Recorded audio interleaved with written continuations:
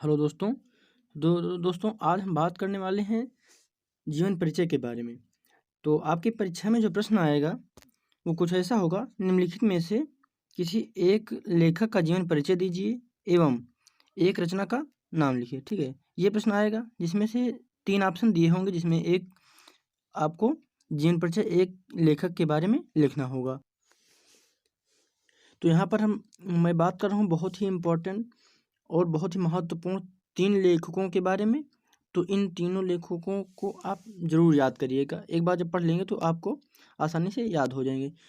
आचार्य Ramchandra Shukla ji, doctor Rajendra Prasad और जयशंकर प्रसाद जी, तीनों लेखकों के बारे में अगर आप एक बार पढ़ लेते हैं तो आपको अपनी परीक्षा में इन्हीं तीनों लेखकों में से एक लेखक का जीवन परिचय उम्मीद है कि आ ही जाएगा।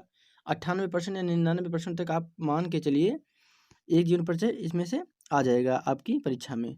आइए हम देखते हैं पहले आचार्य रामचंद्र शुक्ल जी का जीवन परिचय। आचार्य रामचंद्र शुक्ल जी का जन्म 4 अक्टूबर 1884 में हुआ था। 1884 में हुआ था। बस्ती जनपद के अगोना नामक ग्राम में हुआ था। कहाँ पे हुआ था? अगोना नामक ग्राम में हुआ था। ठीक है।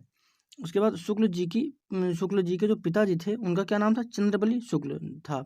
चंद्रबली शुक्ल उनके पिताजी का नाम था, जो सरकारी कर्मचारी थे। ठीक है। आगे आचार्य रामचंद्र शुक्ल की प्रारंभिक शिक्षा राठ हमीरपुर में हुई थी। चंद्र स्टडी पॉइंट को सब्सक्राइब करना मत भूलिएगा। आगे हम देखते हैं 1903 से 1908 तक आनंद कादम्बिनी के सहायक संपादन का कार्य किया आचार्य रामचंद्र शुक्ल जी ने। इसी समय से उनके लेख पत्र पत्रिकाओं में भी छप जाने से उनकी विद्वता का यश सब जगह फैल गया। उनकी योग्यता से प्रभावित होकर 1908 में 1908 में काशी नागरी प्रचारणी सभा ने उन्हें हिंदी शब्दसागर के सहायक संपादक का कार्य सौंपा, जिसे उन्होंने सफलतापूर्वक पूरा किया। वह नागरी प्रचारणी पत्रिका के संपादक भी रहे। तो आप चाहें तो इसका स्क्रीनशॉट ले सकते हैं। ठीक है, आगे देखते हैं 1919 ईस्वी में काशी हिंदू विश्वविद्यालय में हिंदी के प्राध्यापक नियुक्त हुए। 2 फरवरी सन 1941 ईस्वी को हृदय गति रुक जाने की वजह से इस महापुरुष का स्वर्गवास हो गया। आचार्य रामचंद्र शुक्ल जी ने अपने संपूर्ण जीवन को साहित्य के प्रति समर्पित किया। हिंदी साहित्य को विश्व स्तरीय पहचान दिलाने में आचार्य रामचंद्र शुक्ल का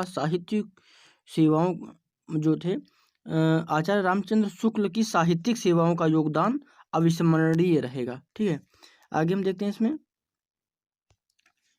आचार्य रामचंद्र शुक्ल जी की रचनाएं देख लेते हैं। तो रचनाएं देख लेते हैं। चिंतामणि हो जाएगी पहली रचना, विचार भी थी, और रश्मि मीमांसा। हो सकता है आपकी परीक्षा में सिर्फ एक ही रचना पूछी जाए, लेकिन आप 3 रचनाएं याद रखिएगा। फिर आगे देखते हैं शुक्ला जी, जो यहाँ पे गलती हो गई थोड़ी टाइपिंग में, यहाँ पे शुक्ल जी होगा। ठीक है, तो इसको आप सही कर लीजिए। शुक्ल जी अध्यापक तथा हृदय से कवि थे। आलोचना के क्षेत्र में भी आचार्य रामचंद्र शुक्ल का विशिष्ट स्थान है। ठीक है, आगे हम देखते हैं जयशंकर प्रसाद जी का जीवन परिचय। तो जयशंकर प्रसाद जी के बारे में जान लेते हैं। जयशंकर प्रसाद जी का जन्म 30 जनवरी 1890 ईस्वी में काशी में कहाँ हुआ था? सुगनी साहू नाम के वैश्य परिवार में हुआ था। इनके पिता बाबू देवी प्रसाद तंबाकू के प्रसिद्ध व्यापारी थे। ठीक है, आगे हम देखते हैं जयशंकर प्रसाद ने क्वींस कॉलेज काशी से, कहाँ से? क्वींस कॉलेज काशी से मिडिल की परीक्षा पास की। इनके पिता के देहांत के 4 वर्ष बाद ही इनकी माता जी का भी देहांत हो गया या फिर स्वर्गवास हो गया। उसके पश्चात इनका पालन पोषण किसने किया? तो इनका पालन पोषण उसके बाद किसने किया? तो शंभू रत्न जी, जो इनके बड़े भाई थे, उन्होंने जयशंकर प्रसाद जी का पालन पोषण किया। ठीक है, प्रसाद जी ने फारसी, संस्कृत, हिंदी, उर्दू तथा अंग्रेजी शिक्षा की प्राप्ति घरेलू स्तर पर की। ठीक है, आगे हम देखते हैं प्रसाद जी की रचनाएं इंदु और हंस। कौन कौन सी? इंदु और हंस, ये दोनों रचनाएं, देखिएगा गलती हो गई थी। इंदु और हंस जो पत्रिकाएं थी, पत्रिकाओं में छपती रही जो रचनाएं थी, कौन कौन सी? इंदु और हंस। जो जयशंकर प्रसाद जी थे स्वभाव से बड़े सरल और मिलनसार व्यक्ति के थे और भारतीय संस्कृति के सच्चे उपासक थे।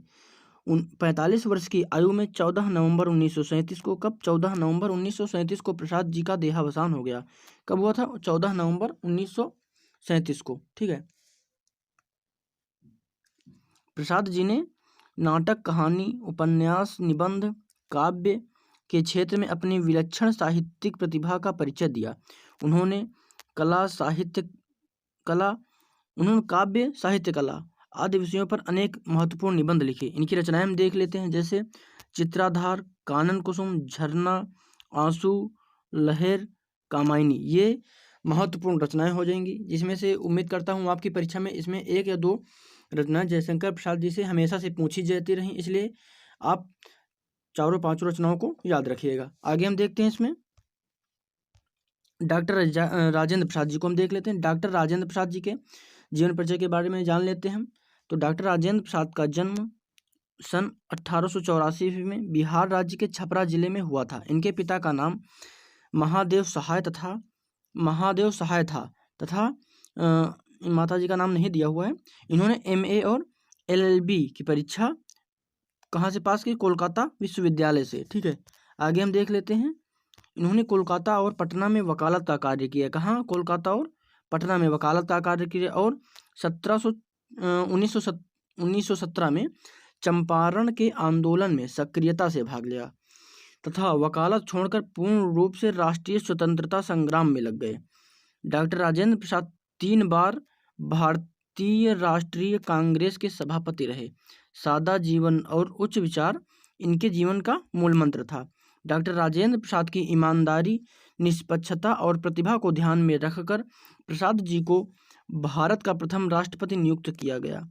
सन 1962 ईस्वी में डॉक्टर राजेंद्र प्रसाद को भारत रत्न की उपाधि से विभूषित किया गया। ठीक है। आगे हम देख लेते हैं,